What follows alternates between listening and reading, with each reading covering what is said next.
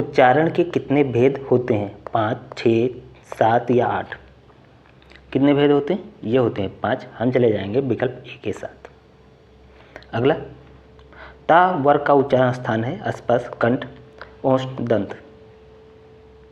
तो ये हो जाएगा आपका दंत। हम चले जाएंगे विकल्प डी के साथ। अगला,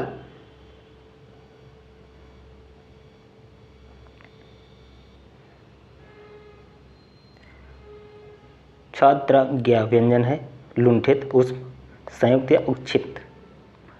कैसे व्यंजन है? तो ये है संयुक्त। हम चले जाएंगे विकल्प सी के साथ। सी सही हो जाएगा। जिन स्वरों के उच्चारण में एक मात्रा का समय अर्थात सबसे कम समय लगता है उन्हें कहते हैं दीर्घ स्वर, ह्रस्व स्वर, समृद्ध, अर्धसमृद्ध। तो उसे कहते हैं ह्रस्व स्वर। हम चले जाएंगे विकल्प बी के साथ। अगला, छात्र संयुक्त वर्ण संयोग से बनता है आधा का और सा से, आधा का और सा, आधा का और जा, आधा का और सा। कौन सा सही हो जाएगा? तो ये हो जाएगा आधा का और सा, डी विकल्प के साथ हम चले जाएंगे।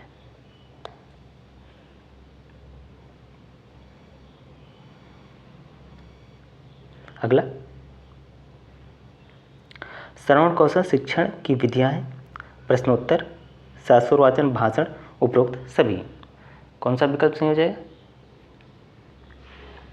तो ये हो जाएगा उपरोक्त सभी। हम चले जाएंगे विकल्प डी के साथ।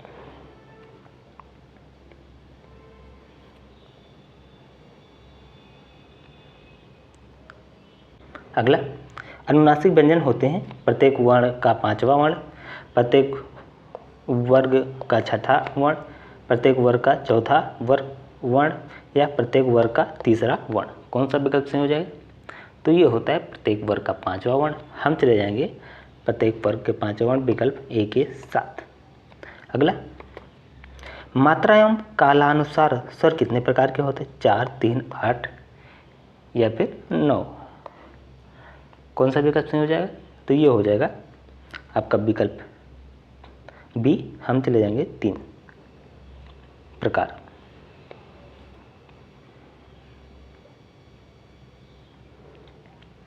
अगला, अशुद्ध उच्चारण का कारण नहीं है भौगोलिक प्रभाव, शारीरिक दोष, ध्वनि तंतु का ज्ञान कराना या हीन भावना। कौन सा विकल्प सही हो जाएगा? तो ये हो जाएगा ध्वनि तत्व का ज्ञान कराना।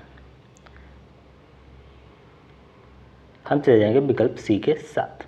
अगला, भाषा की सबसे छोटी इकाई व्यंजन, शब्द, स्वर या वर्ण या ध्वनि। कौन सा विकल्प सही हो जाएगा? तो ये हो जाएगा आपका वर्ण या ध्वनि। हम चले जाएंगे विकल्प डी के साथ।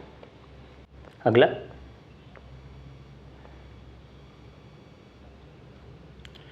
हो जाएगा आपका अयोगवा है, विसर्ग है, अल्प प्राण है, महाप्राण है या संयुक्त व्यंजन है। कौन सा विकल्प सही हो जाएगा? तो ये हो जाएगा विसर्ग। हम चले जाएंगे विकल्प ए के साथ। अगला, जल शब्द में समाहित स्वर वर्ण है आ, अ, उ या उ। कौन सा विकल्प सही हो जाएगा? तो ये हो जाएगा आपका अ। तो हम चले जाएंगे विकल्प बी के साथ।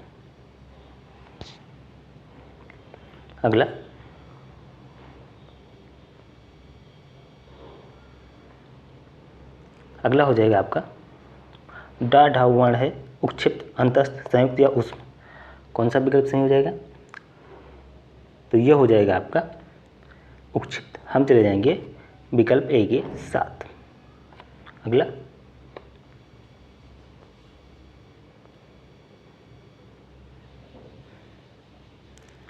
सौ का उच्चारण स्थान है ओठ, कंठ, तालु या दंत। कौन सा विकल्प सही हो जाएगा? तो ये हो जाएगा आपका तालु। हम चले जाएंगे विकल्प सी के साथ। अगला, या वर्ण है उक्षिप्त, अंतस्थ, संयुक्त या ऊष्म। तो ये आपका हो जाएगा या। उक्षिप्त अंतस्थ संयुक्त या उस कौन सा विकल्प सही हो जाएगा?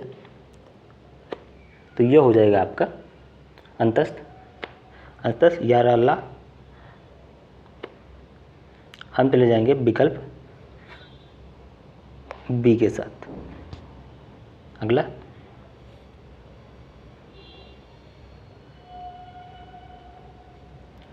ज्ञा वर्ण किन वर्णों के संयोग से बना है? ज, या, जा, या, जा, या, ज्या और न्या। कौन सा विकल्प सही हो जाएगा? तो ये हो जाएगा आपका जा और या। हम चले जाएंगे जा, ये हो जा प्लस या, ये हो जाएगा आपका। तो ये हम सही कर लेंगे, ये जा और या विकल्प हम चले जाएंगे बी के साथ। ये हो जाएगा आपका जा और या के। अगला वर्ग में आने वाले वर्ण है क, च, ट, क, घ, ग, घ, क, च, ख, क, ख, ब। कौन सा विकल्प सही हो जाएगा?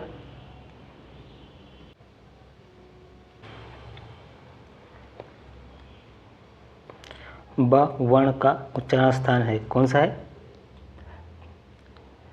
तो ये हो जाएगा आपका ओष्ठ। हम चले जाएंगे विकल्प डी के साथ।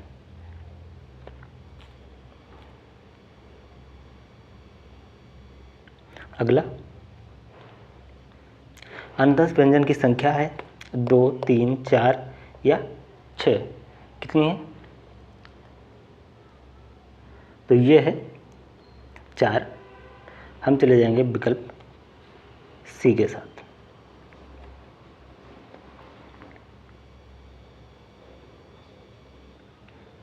अगला निम्न में से कौन महाप्राण नहीं है? नहीं है बताना है। कौन सा महाप्राण नहीं है? तो ये आपका हो जाएगा क। हम चले जाएंगे विकल्प ए के साथ। अगला मूल स्वर है, कौन सा है? ये आपका हो जाएगा आ, ई या उ, फिर आ, ई, उ, री, ए, आई, ओ, अंग, आह। कौन सा विकल्प सही हो जाएगा? ये हो जाएगा आपका आ, ई, उ, री। हम चले जाएंगे विकल्प बी के साथ।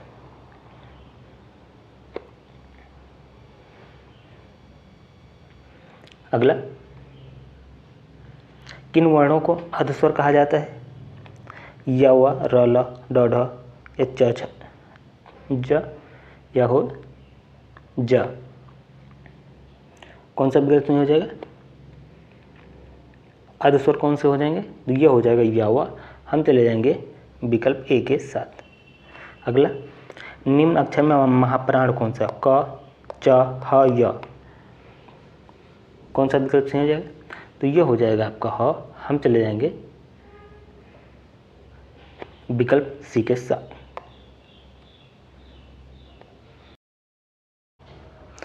आप लोग कमेंट करके बताइएगा ये क्लास आप लोगों को कैसी लगी। इसे लाइक करें, शेयर करें और चैनल को सब्सक्राइब करके बेल आइकन दबा दें। पीडीएफ के लिए आप लोग टेलीग्राम ग्रुप ज्वाइन कर लें, जिसका लिंक आपको कमेंट बॉक्स में मिल जाएगा। तो इस क्लास में इतना ही। जय हिंद, जय भारत।